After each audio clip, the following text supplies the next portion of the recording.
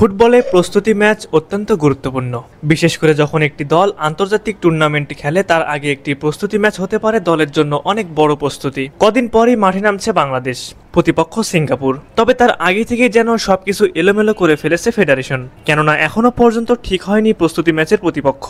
আর তাই তো অনেকে মজার ছলে ও রেগে গিয়ে বলেছেন বাংলাদেশ প্রতিপক্ষ হিসেবে সুদানকেও পায়নি, তবে কি বসুন্ধরা বিপক্ষে খেলবে হামজা সামিদ সোমরা? এই প্রশ্নের জবাব খোঁজার চেষ্টা করেছে বাংলাদেশের ফুটবল সমর্থকরা। আগামী 10ই জুন এশিয়ান কাপ কোয়ালিফায়ারে সিঙ্গাপুরের বিপক্ষে মাঠে নামবে বাংলাদেশ।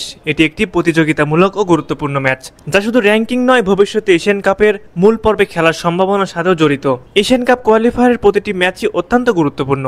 একটি জয় বা ড্র ভবিষ্যতের জন্য দরজা খুলে দেবে বাংলাদেশের। তাই তো বলাই যায় ম্যাচ জয়ের লক্ষ্য নিয়ে মাঠে নামতে চলেছে বাংলাদেশ। তবে বাংলাদেশের কিছু ফুটবলার, কোচ ও ফেডারেশনের কিছু কর্মকর্তাদের সিন্ডিকেটের প্রভাব যদি এই ম্যাচে পড়ে, তাহলে বাংলাদেশ ম্যাচ জিততে পারবে কিনা তা নিয়ে রয়েছে সংশয়।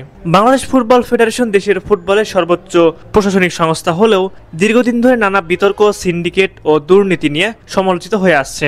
বাফুফের সিন্ডিকেট বলতে বোঝানো হয় এমন একটি অদৃশ্য কিন্তু প্রভাবশালী গোষ্ঠী যারা নিয়মিতভাবে সিদ্ধান্ত গ্রহণ, খেলোয়াড় নির্বাচন, কোচ নিয়োগ, টেন্ডার বা অর্থনৈতিক লেনদেন সহ প্রায় সব ক্ষেত্রেই প্রভাব বিস্তার করে।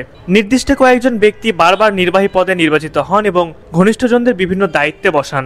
এতে দলের স্বচ্ছতা থাকে না, সঠিক ফুটবলাররা দলে চান্স পায় না। অনেক প্রতিভাবান ফুটবলাররা দল থেকে বাদ পড়ে যায়। মেধা বা পারফরমেন্স নয়, বরং ব্যক্তিগত সম্পর্ক বা দালালির ভিত্তিতে জাতীয় দলে খেলার সুযোগ পায়, এমন অভিযোগ রয়েছে বহুবার। সিন্ডিকেটের পছন্দে দল নির্বাচন হওয়ার ফলে কোচ তার কৌশল প্রয়োগে বাধাগ্রস্ত হন। বাংলাদেশ সিঙ্গাপুর ম্যাচের আর 1 মাসও বাকি নেই, অথচ এখনও এই সিন্ডিকেটের কর্মকর্তারা প্রস্তুতি ম্যাচ নিয়ে কোনো সিদ্ধান্ত নিতে পারেনি। প্রস্তুতি ম্যাচ যে কতটা গুরুত্বপূর্ণ তা আমরা সকলেই জানি।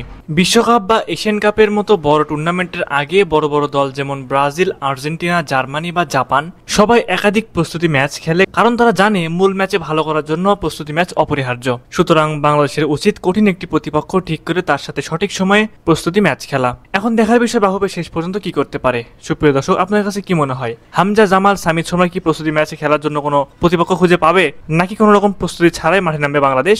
অবশ্যই আপনারা আপনাদের মূল্যবান মতামত কমেন্ট করে জানাবেন।